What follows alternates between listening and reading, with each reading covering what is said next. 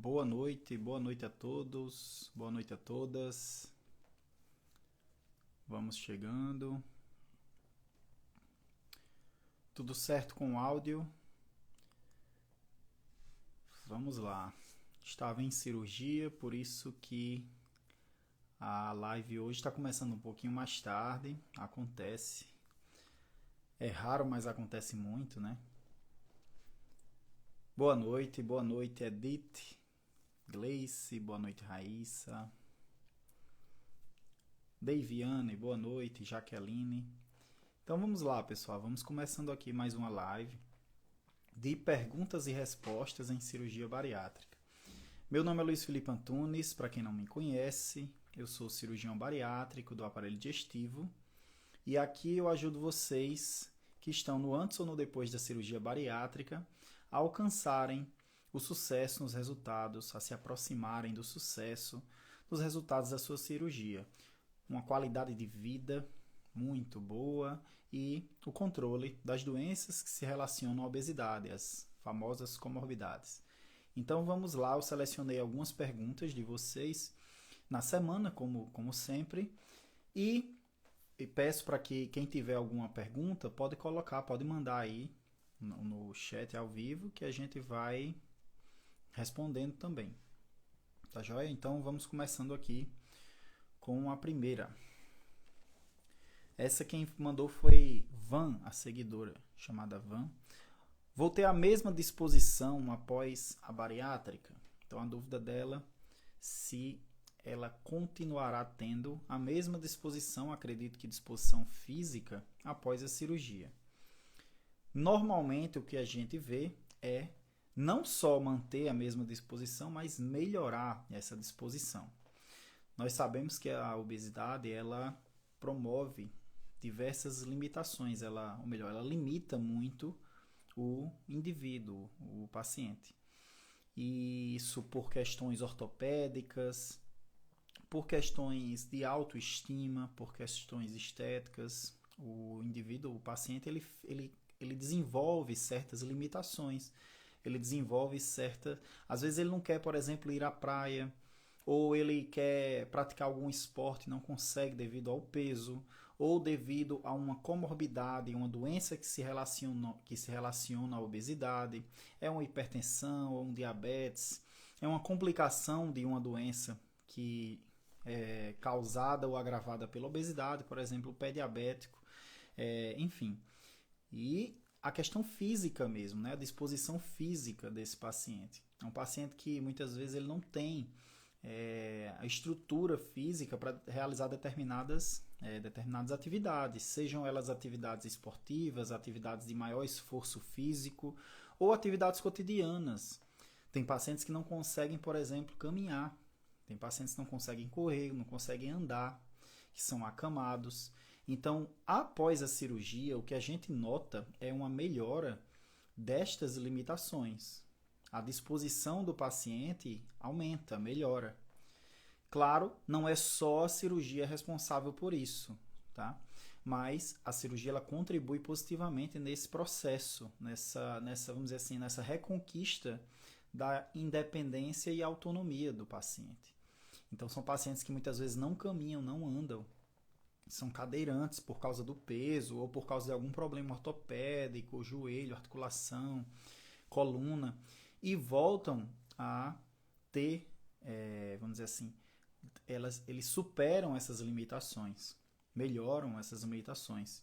Então, em relação à disposição, o que a gente percebe é uma melhora na disposição do indivíduo.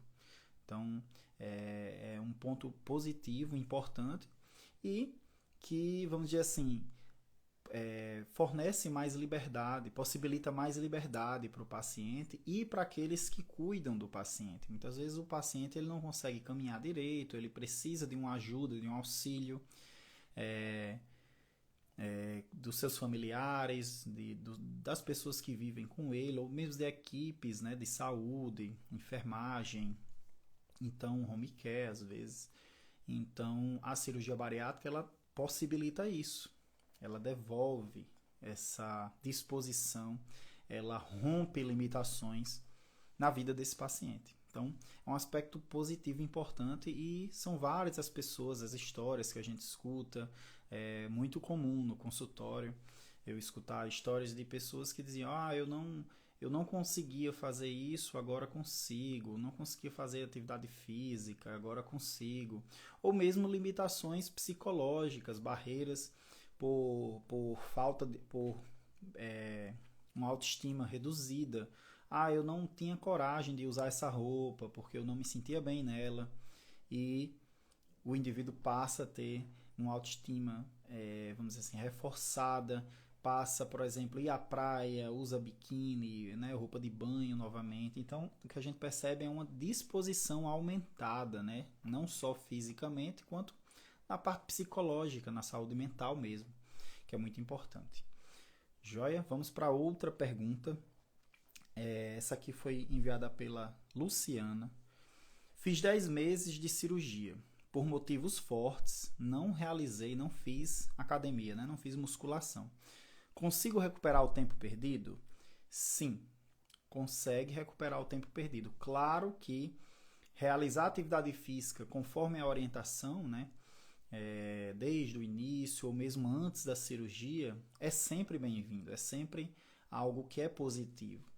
Mas melhor do que não começar, tá?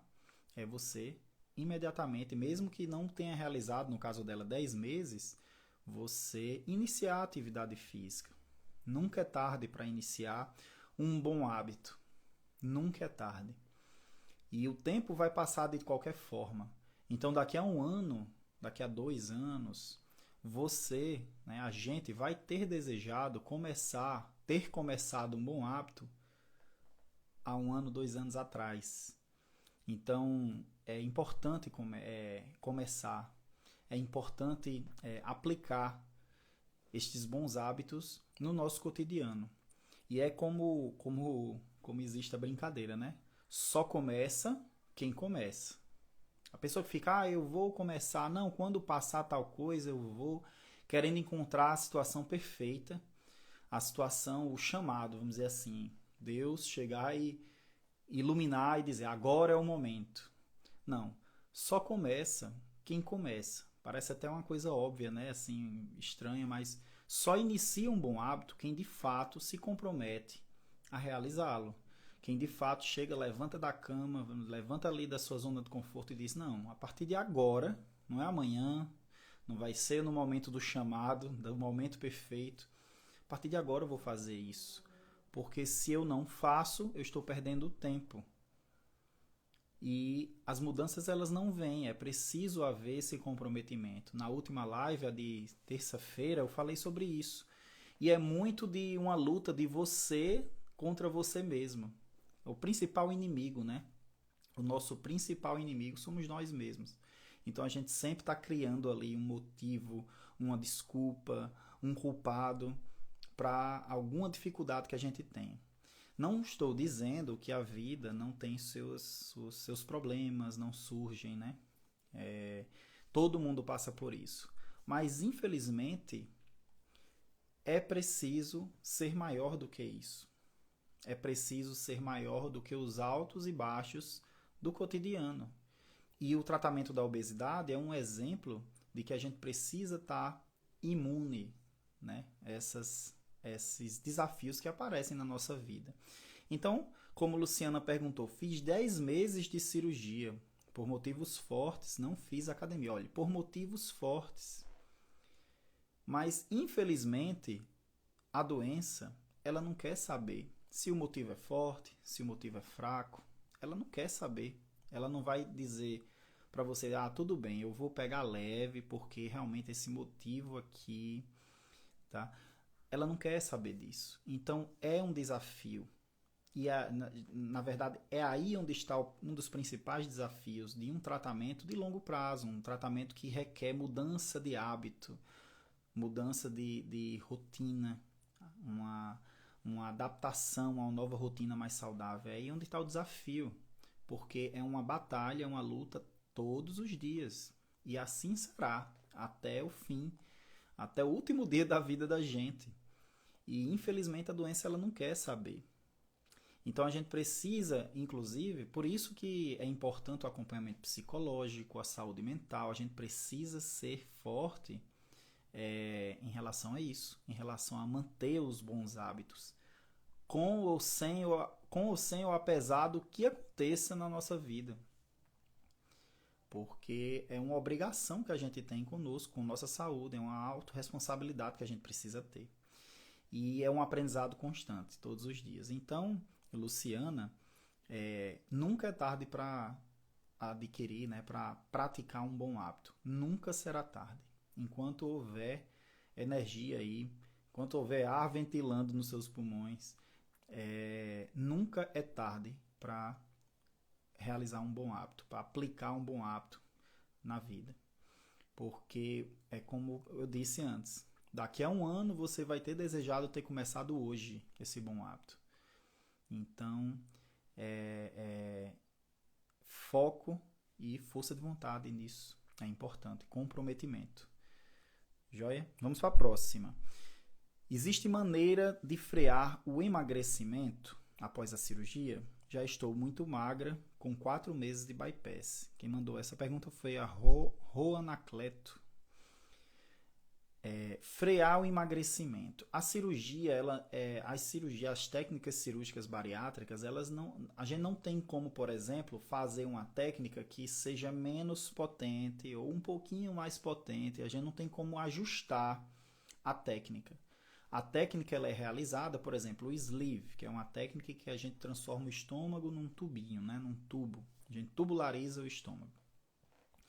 A gente não tem como realizar um sleeve menos potente ou mais potente de acordo personalizado ao paciente. A gente não consegue fazer isso. A técnica é uma só e o resultado da técnica, né? Daquela intervenção, ele vai ser um resultado estatisticamente compatível, né? Vamos dizer assim.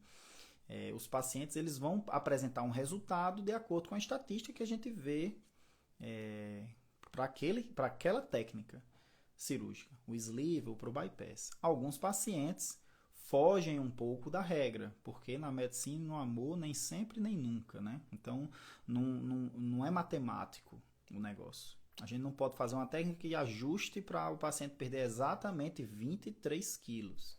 Ou para ele ficar exatamente com 71 quilos. Não existe esse ajuste fino ainda, né? Atualmente não existe isso. Então, como a gente faz, por exemplo, quando o paciente perde peso demais? Vamos dizer que ele queria ter ali seus 60 quilos e acaba que perde, vai perdendo e está nos seus 50. Muitas vezes essa perda de peso acentuada não quer dizer que esse paciente está emagrecendo. Porque emagrecer é perder massa gorda, tá? Emagrecer é perder gordura. Mas muitas vezes o paciente está perdendo um peso a mais, porque ele, além de gordura, está perdendo massa magra. Além da massa do tecido adiposo, ele está perdendo músculo. E isso é uma coisa que a gente não quer que aconteça em hipótese alguma. A perda de músculo, porque o músculo, né, a massa magra, ele é um tecido muito nobre, é um tecido que contribui positivamente para a saúde do indivíduo. Então, músculo evita dores, músculo te deixa mais disposto, te prepara melhor para as atividades cotidianas ou mesmo atividades extra-cotidianas, uma atividade física mais intensa, por exemplo, ou mesmo para passar por um processo de doença, por exemplo, uma virose, alguma coisa desse tipo. Então, você estando mais bem nutrido, bem preparado, você consegue que esse processo, todo mundo adoece, né? Essas viroses, essas infecções virais, respiratórias, enfim. Todo mundo, é normal é esperado que a gente adquira essas infecções. Então você fica mais preparado, a imunidade, tá? Então tudo isso é importante. Quando você está perdendo muito peso, o primeiro ponto que a gente sempre começa na investigação é como é que está a nutrição desse paciente, como é que está o estímulo à manutenção da musculatura, da massa magra, como é que está a suplementação. Então a gente vê o paciente como um todo. Como é que está a saúde geral desse indivíduo? Porque ele pode muito bem estar passando por alguma outra situação, alguma outra doença, que a gente fica só naquela bitola, né, da emagrecimento por causa da bariátrica. Às vezes ele está com outro processo de doença ali e é preciso investigar. Então não é uma coisa tão simples. Não é só frear, vamos dizer assim, não é só a cirurgia bariátrica que interfere no nosso peso. Então é preciso investigar, mas é importante que o paciente ele entenda isso, ele saiba disso. Daí esse trabalhinho de formiguinha que a gente faz aqui toda semana, de trazer informação para vocês, porque vocês são atores, são protagonistas no próprio tratamento. Então, quanto mais informações vocês tiverem, quanto mais entendimento vocês tiverem, os resultados são melhores. As dificuldades são mais fáceis de serem vencidas quando vocês têm esse conhecimento, essa informação. Daí esse trabalho de formiguinha, a gente está sempre aqui tirando essas dúvidas. Então, Anacleto, existe maneira de frear o emagrecimento? Existem maneiras da gente investigar e tratar motivos, situações, às vezes doenças, que estejam causando o emagrecimento além do que é previsto pela cirurgia. Da mesma forma, a gente faz algo semelhante quando o paciente não perde aquele peso que espera, né? Que a gente espera que perca no processo. Então, a gente avalia como está sendo essa perca, vamos dizer assim, ineficaz do peso. Por que esse paciente não está perdendo o que deveria perder? Então, é tudo uma investigação. Não é somente reduzir isso a cirurgia não está funcionando ou não. Não é bem assim.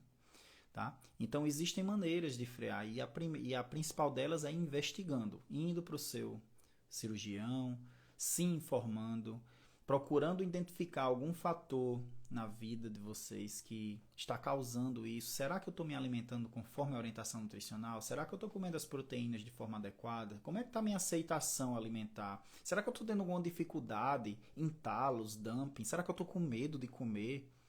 Então, é importante isso, porque muitas vezes o paciente está emagrecendo, mas é um paciente que tem por exemplo, está passando por alguma questão psicológica, psiquiátrica, uma depressão, uma ansiedade, que altera isso aí.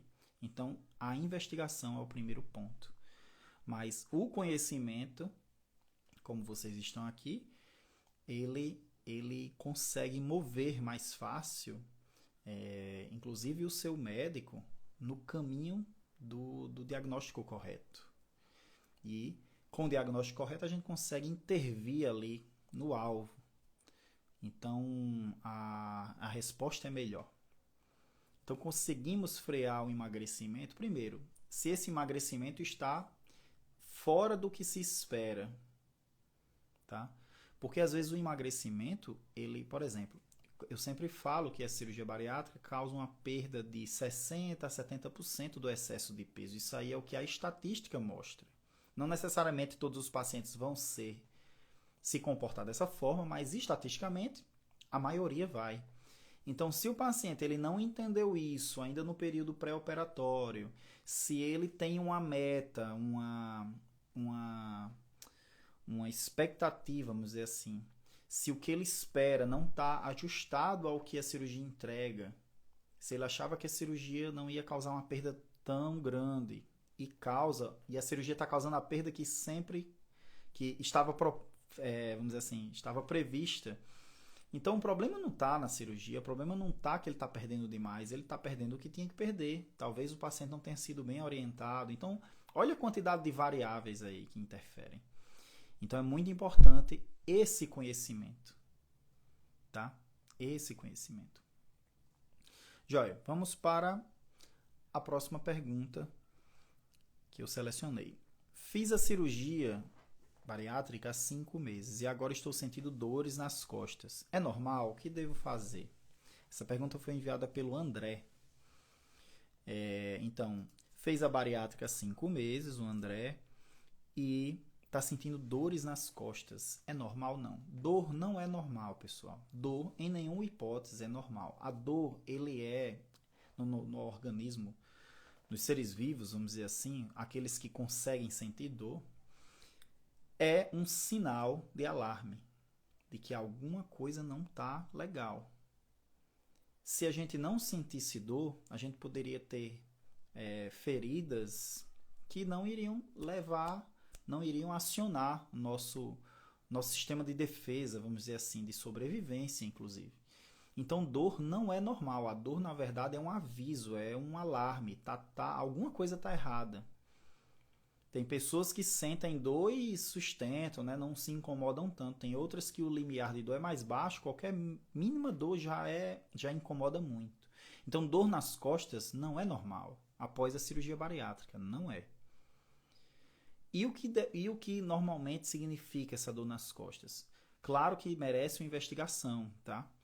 Sempre merecerá uma investigação. Mas o que a gente observa é muito comum que essa dor ela seja um, um despreparo da musculatura e do esqueleto, né, da musculatura ali próxima à coluna. Então esse paciente ele pode estar perdendo peso demais, ou seja, perdendo músculo, e aí o músculo que está ficando não está sendo capaz de, de promover a estabilização da postura corporal, de suportar, vamos dizer assim, o trabalho que é exigido durante o dia. Então pode ser um sinal de que esse paciente está perdendo músculo, de que ele não está tendo uma nutrição tão adequada, que ele não está exercitando, estimulando essa musculatura, por exemplo, com a academia, musculação, com atividade física regular. Então o que a gente percebe que essas dores nas costas, elas se relacionam muito a isso, tá? Então atividade física para estimular essa musculatura. Uma vez que a gente estimula com exercício, o músculo ele não vai se desmanchando, se desfazendo. Porque o nosso organismo ele é muito inteligente. O músculo é um tecido que é muito nobre, é muito caro para o nosso organismo. Porque ele precisa de uma oxigenação mais abundante, vamos dizer assim. Ele precisa de uma circulação mais abundante. Se vocês pegarem um músculo, um pedaço de carne, animal mesmo, bovino, um músculo mesmo, e a gente realizar um corte, sangra muito, porque é um tecido muito vascularizado. E é um tecido que ele é metabolicamente muito ativo, ele gasta muita energia para estar contraindo, relaxando. Tem toda uma dinâmica ali metabólica que é custosa para o organismo. Então, o músculo é um tecido caro. Então, fazendo analogia, aqui é como se você tivesse um carro que é um carro que você adora, um carro muito bonito, vamos dizer assim, só que ele é muito caro para manter. O seguro é caro, ele, por exemplo, é um combustível mais caro, você paga IPVA mais caro. Então, para você manter algo caro, tem que valer a pena. Porque se você não está usando esse carro, por exemplo, se você não usa ele, não está caminhando com ele, não está fazendo suas viagens, enfim, para que é que você vai manter esse carro? Você vai vender esse carro. Está só te gerando prejuízo. Então a mesma coisa acontece com o nosso músculo. Quando não estimulamos ele com atividade física, o organismo ele começa a se desfazer desse músculo. O músculo sem estímulo com atividade física, ele começa a ser literalmente queimado. Ele começa a ser utilizado como energia em processos mais importantes para aquele indivíduo. Porque se ele não está realizando atividade física, aquilo não é importante para ele. Então começa a haver uma hipotrofia muscular. O músculo começa a se desfazendo por causa da falta de estímulo. Por isso que quem realiza atividade física, principalmente a musculação, o músculo ele fica desenvolvido, porque o organismo ele entende, rapaz, ele está precisando disso aqui, que todo dia ele está contraindo essa musculatura aqui, então vamos desenvolver ela, porque o músculo que foi hoje não foi suficiente para essa atividade física, ele cansou muito, então a gente tem que desenvolver. E para haver esse desenvolvimento muscular, tem de haver uma boa nutrição, tem de haver um bom aporte de proteínas pela dieta, carne, frango, peixe, né, ovos, enfim, são fontes importantes de proteínas, e a suplementação, que no caso do bariátrico ele precisa de suplementação, porque ele não consegue comer em quantidade o que é necessário pela própria, pela própria restrição que a cirurgia causa e pelos fenômenos hormonais, saciedade precoce, o paciente, o bariátrico, ele não tem mais vontade, se sacia muito rápido. Então é importante esse estímulo e uma boa nutrição e o acompanhamento com sua equipe. Porque o músculo é como se fosse um luxo que a gente leva para frente. Tá? Não é bem um luxo, mas assim, ele é caro. Mas ele é essencial. Luxo é supérfluo, né? No caso, o músculo não é supérfluo. Mas se você não o utiliza, seu organismo vai entender que ele é supérfluo, que ele é um luxo. Ele não precisa estar ali naquela proporção. Vamos diminuir ele. E isso a gente não quer, porque traz dores nas costas, como nosso amigo André perguntou se era normal. Não é normal. Então é muito importante. Eu vi aqui que vocês comentaram, né, aí a Sabores Encanto, eu não sei o nome da pessoa, né, tá aparecendo Sabores Encanto. Não tenho vontade de comer nada, como por força. Pois é, por isso que é importante um planejamento nutricional, porque muitas vezes a fome, ela não vai aparecer como você gostaria que aparecesse, ou a saciedade, ela vai chegar muito precocemente. Então, quando você segue um planejamento nutricional, você tende a minimizar isso, minimizar essa saciedade precoce, essa falta de fome. Uma das preocupações, um dos cuidados que a gente tem com o paciente bariátrico é que ele esteja sempre se alimentando naqueles horários pré-definidos. Porque se ele esperar a fome aparecer para se alimentar, ele pode ter hipoglicemia, porque a fome às vezes não aparece. Ah, doutor, eu operei e eu tenho fome. Minha cirurgia não está funcionando direito, não é? Porque o certo era não ter fome. Não, não é isso. Mas tem pessoas que esse efeito de falta de fome e de saciedade é muito mais intenso. Isso aí, existe essa variação entre as pessoas. Não quer dizer que quem tem mais fome, a cirurgia deu errado, não é isso. As pessoas são diferentes mesmo. E cabe a seu cirurgião, ao próprio paciente, se adequar à sua realidade e ao seu organismo. Se você sente um pouquinho mais de fome, então você tem que fazer uso de algumas ferramentas, de algumas condutas que a gente orienta para tentar amenizar um pouco essa fome, ou para fazer com que ela não atrapalhe o tratamento. E como a Sabores Encanto falou, né? Agora, eu não tenho fome, eu como forçado. Nesse caso é o oposto. Então é preciso seguir um planejamento nutricional, alimentar, para tentar amenizar esse efeito, porque você ficar sem fome, né? E não se alimentar é ruim também. A gente precisa se alimentar, não tem como ficar sem se alimentar. Joia? Vamos para a quinta pergunta que fizeram. Daqui a pouquinho eu vou ler algumas perguntas que vocês estão fazendo, tá bom? Pra gente aqui ao vivo. Mas eu vou ler essa aqui antes, que foi uma que eu selecionei da semana. O whey isolado pode ser tomado com leite desnatado zero lactose? Porque com água é horrível. Quem mandou essa foi a Jazamana. O whey isolado pode ser tomado com leite desnatado zero lactose? Com água é horrível. O whey ele pode ser feito com qualquer coisa que vocês acharem que melhora o seu sabor, que facilita o seu consumo. Tá? Qualquer coisa. O whey, a importância dele é que vocês consumam a quantidade de proteínas que foi calculada lá no seu planejamento nutricional. Essa é a importância do whey. Se você come com água, com leite, se você mistura em alguma receita sólida mesmo, algum alimento sólido, se você, enfim, com sucos, a forma como você consome não importa. Na verdade, é uma forma de você amenizar, porque o whey é normal que ele seja de difícil digestão. As proteínas, elas naturalmente são mais difíceis de digerir, de aceitar. Tem pacientes, e além disso, a própria cirurgia bariátrica ele potencializa, né, essa saciedade precoce. Então, às vezes a pessoa vai tomar whey e não desce. E aí troca a marca, não desce. Troca a marca, aí já desce melhor. Troca o sabor. Ou então fica sem sabor, tem wheys que não tem sabor. Aí coloca numa receita específica. Enfim, a criatividade aí é um grande aliado no consumo do whey.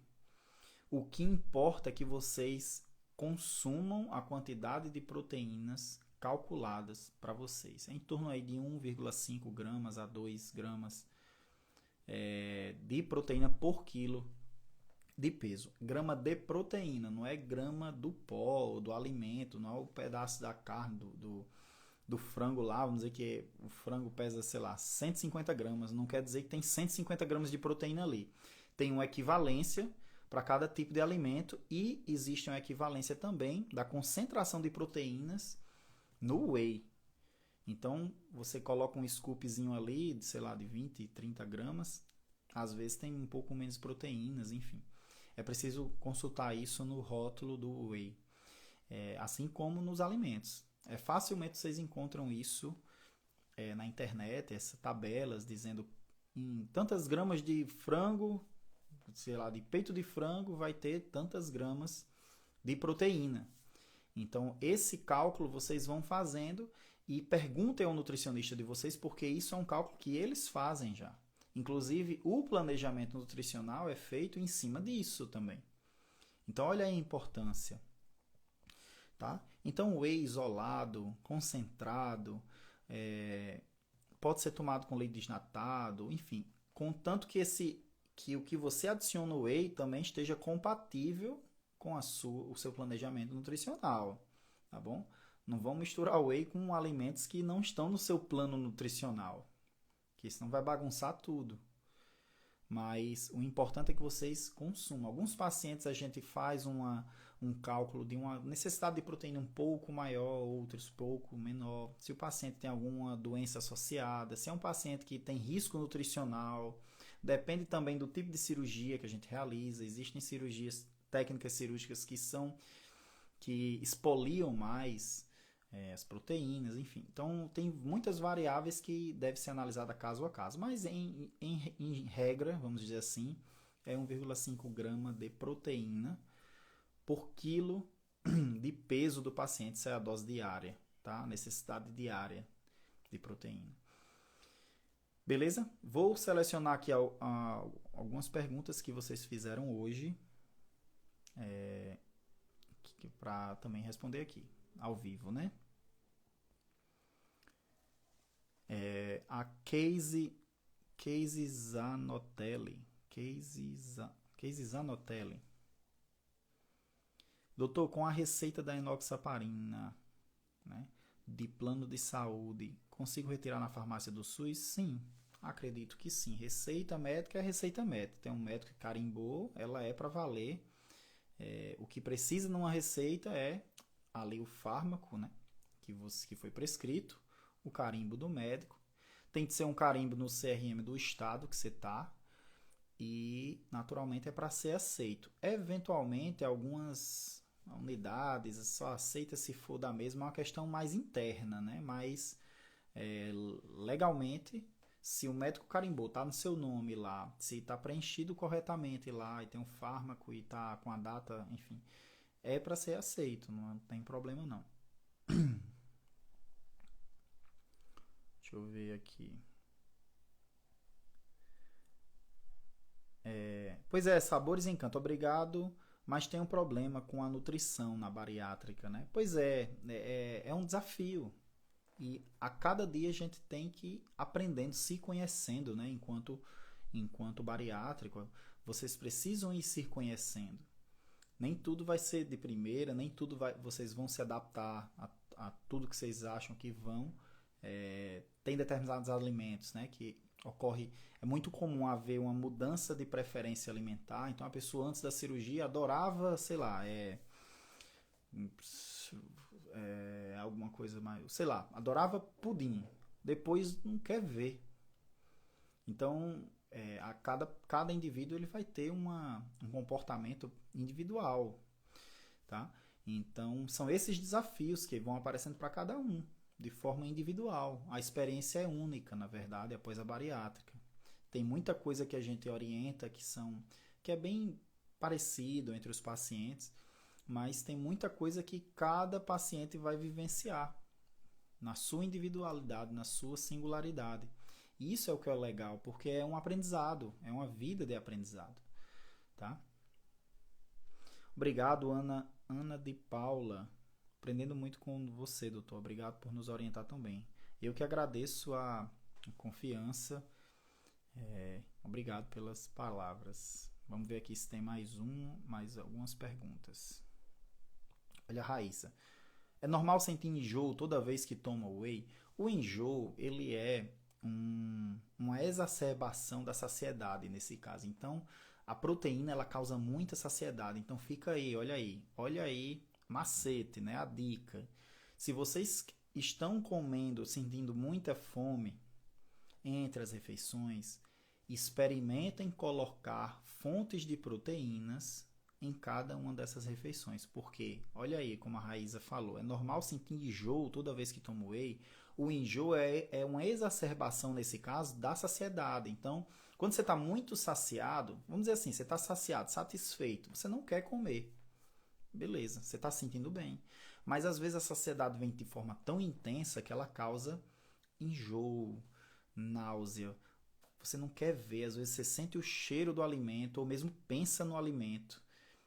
Você já, não quero. Então, isso aí vamos dizer assim, é um comportamento da própria saciedade, que após a cirurgia, principalmente nos primeiros meses, tá? Que esse sentimento, essa sensação, esse sintoma, ele ainda não está, vamos dizer assim, compensado. Essa compensação vem com o tempo. É mais forte no início. Então, tem pacientes que é muito comum esse relato, vejo todos os dias praticamente, aqui na internet, no Instagram, ou mesmo no consultório, de pacientes que sentem o cheiro de determinado alimento e já começa, tipo assim, se sente, não quer o alimento. E alguns se sentem nauseados. Então, sentir enjoo não é normal. Normal, pessoal, é estar se sentindo bem. Agora, é comum sentir enjoo aqui e acolá por causa desse fenômeno da saciedade que acontece principalmente nos primeiros meses após a cirurgia. Em alguns pacientes, isso tende a ser amortecido, isso tende a se equilibrar com o tempo. Melhora espontaneamente. Vamos ver alguma pergunta aqui lá do início. Deixa eu ver.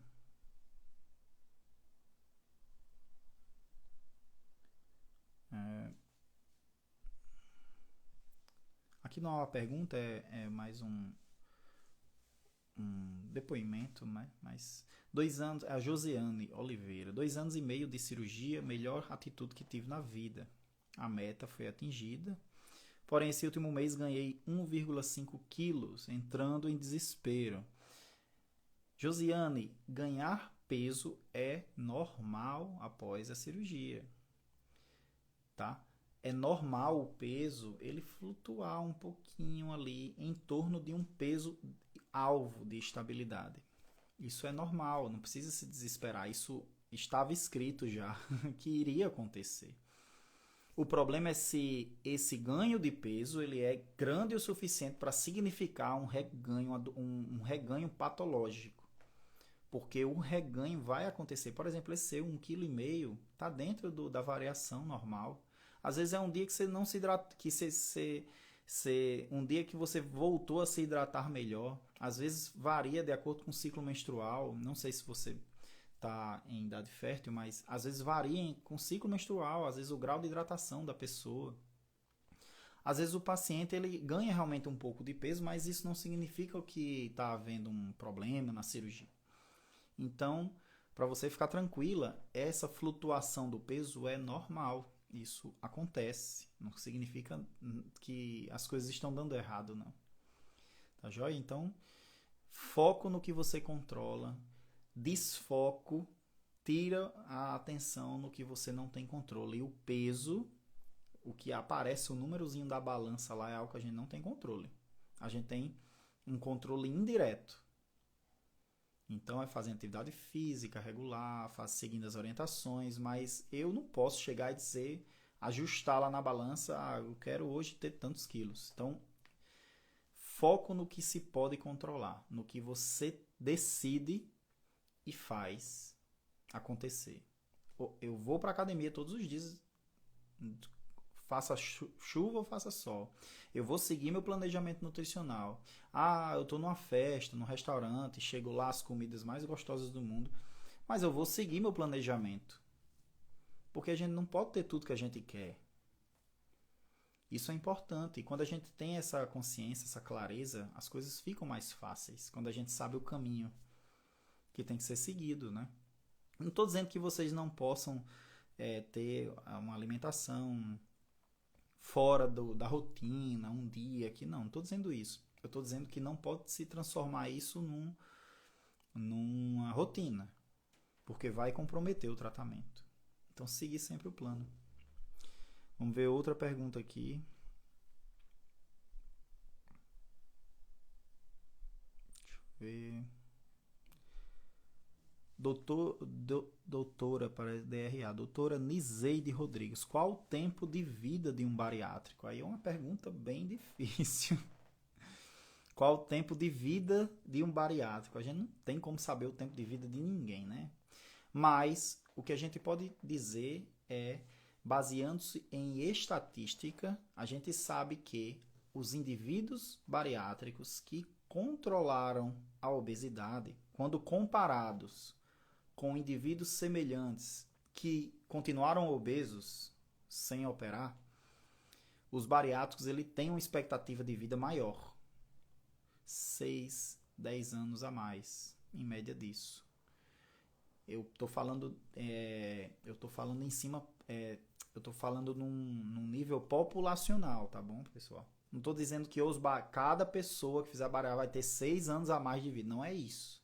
Estou dizendo que, em média, em nível populacional, ou seja, uma amostra de grande número de pessoas, a gente sabe que a expectativa de vida do bariátrico é maior do que pessoas equivalentes, obesos, que são obesas, que não operaram. Então, só isso aí já justifica a gente realizar o tratamento. Só isso aí. Porque o benefício, o desfecho mortalidade, que a gente chama em medicina, né, que é aquele desfecho, ele é um dos principais desfechos dos estudos científicos, né, em medicina. Então, você avaliar se um tratamento, um medicamento, ele diminui a mortalidade, é um dos principais alvos das pesquisas que existem hoje. Tá? Então, se você tem um tratamento que aumenta a expectativa de vida, já por si só justifica. Tá? Claro, tem outras condições, né? Como é que é feito esse tratamento? O que é que esse paciente vai, né? O que é preciso fazer? O acesso, enfim, tem outras variáveis, mas quando você tem um tratamento, ou seja, tratar a obesidade é melhor do que não tratá-la. E se envolve a cirurgia bariátrica, a gente tem que pesar o risco da cirurgia com o risco de permanecer obeso e ter, por exemplo, uma mortalidade precoce por alguma complicação da obesidade. Infarto, AVC, doença renal crônica, doenças respiratórias, diabetes, hipertensão descompensada, vários são as comorbidades, né? Doença arterial coronariana, enfim. São várias as doenças que existem que são agravadas ou causadas pela obesidade. Tá? Vamos lá ver mais uma. A Di Antunes. Di Antunes, é o mesmo sobrenome aí. 45 dias e perdi 10 quilos. Estou achando pouco, mesmo sendo individual. 45 dias e 10 quilos, assim, não dá pra gente ter uma ideia de nada, porque primeiro que 45 dias é pouquíssimo tempo para qualquer conclusão em perda de peso após a cirurgia bariátrica. Eu fiz essa analogia uma vez aqui, mas é como se eu tivesse preocupado. Por exemplo, eu tenho, tenho uma criança de 10 anos, um filho de 10 anos, e ele tirou uma nota baixa na escola e eu ficasse preocupado que ele não vai conseguir passar na faculdade, porque ele tirou uma nota baixa no, sei lá, no terceiro ano ali do fundamental. Não sei nem se chama mais fundamental. Na minha época era ensino fundamental, hoje eu não sei como é que é. Mas é como se eu estivesse me preocupando por uma coisa muito longo prazo com algo que nem significa nada. Muito provavelmente nem signifique nada. Então, 10 quilos em 45 dias é uma perda de peso totalmente normal. Acho que eu respondi uma pergunta bem parecida com essa tá no feed. Então, não dá pra gente ter uma ideia. Então, o que é sábio para o paciente nesse momento? Se preocupar com o que ele tem controle. Esses 10 quilos ele não tem nenhum controle. 10 quilos que foram perdidos em 45 dias, não tem nenhum controle. Então é importante esse exercício, esse autocontrole. Pois é, a Sabores falando aí, Sabores Encanto. Eu não sei seu nome, vou falar assim. Porque tem pessoas que não tratam psicológico, tendem a se auto-sabotar, exatamente, porque a pessoa sempre tende a pensar o pior. É um mecanismo de defesa do ser humano. Ele tende a pensar o pior para estar preparado para o pior, né?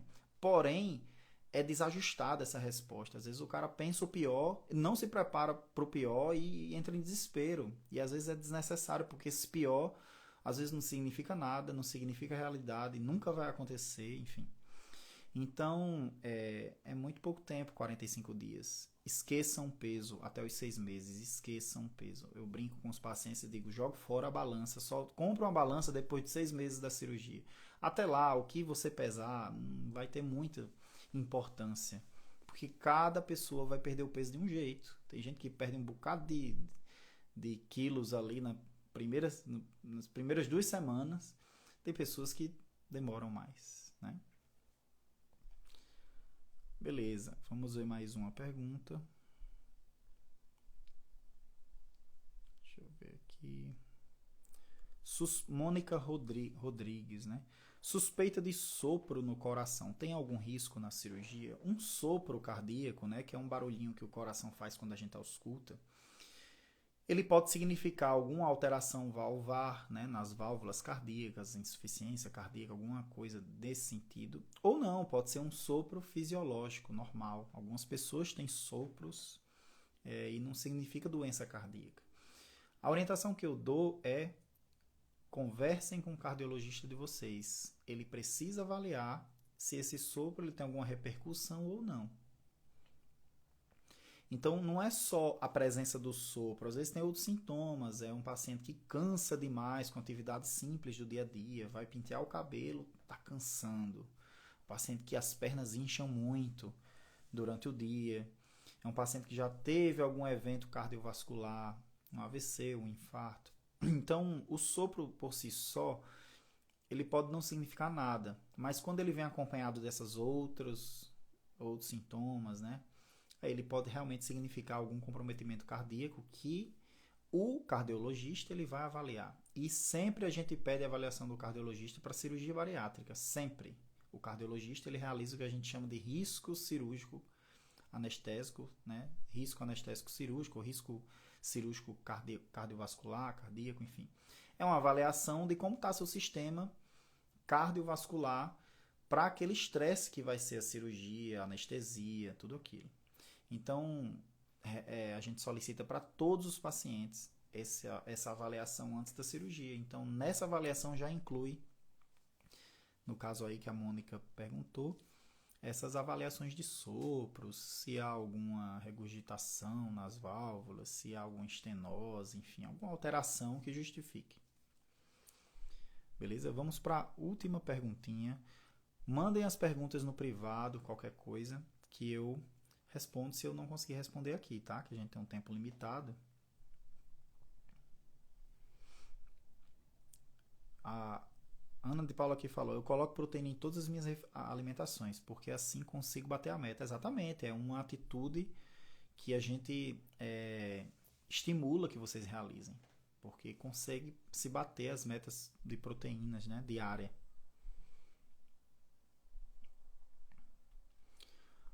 Deixa eu ver aqui uma pergunta.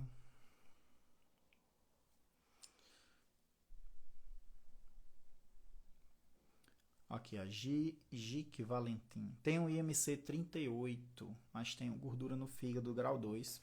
Deixa eu beber um pouco d'água.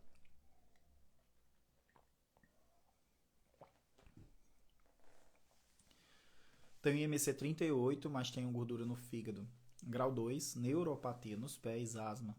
Conta como comorbidade? Sim, conta. Gordura no fígado, esteatose hepática, é uma doença que se relaciona à obesidade. A presença dessa gordurinha no fígado, né, que é a esteatose hepática, ela pode gerar, né, com agravamento, o tempo sem resolver, pode gerar cirrose do fígado mais na frente, né?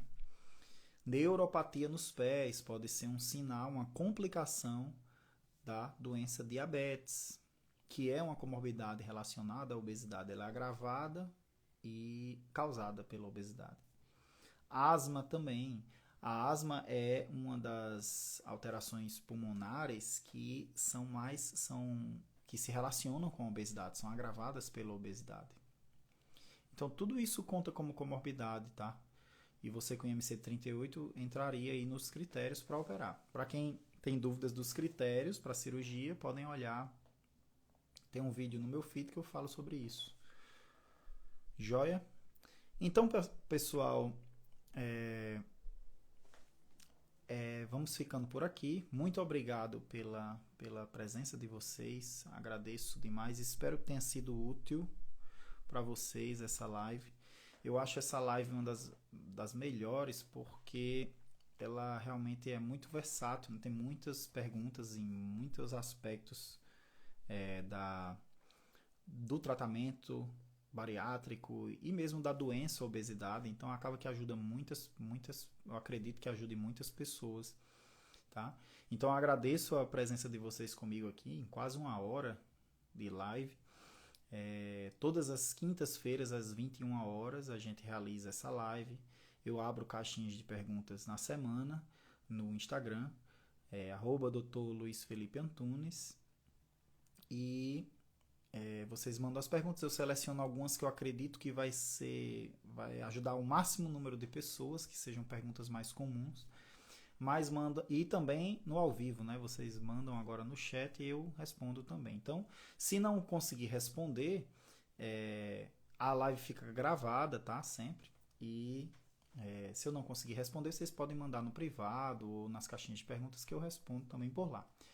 Muito obrigado, pessoal, pela participação. Faço o convite a vocês que, se conhecerem pessoas que são bariátricos, que estão pensando em realizar a cirurgia, compartilhem esse perfil com eles, para que essas informações cheguem ao máximo de pessoas. Isso ajuda muitas pessoas, né, a terem desfechos melhores, uma melhor qualidade de vida após a cirurgia bariátrica, um melhor controle das suas comorbidades e um emagrecimento principalmente mais saudável e duradouro. Não adianta só baixar o número da balança. Isso não é o nosso objetivo maior, pelo menos não é o meu, baixar simplesmente o número da balança, e sim baixá-lo de forma a ter qualidade, ser saudável e ser duradouro.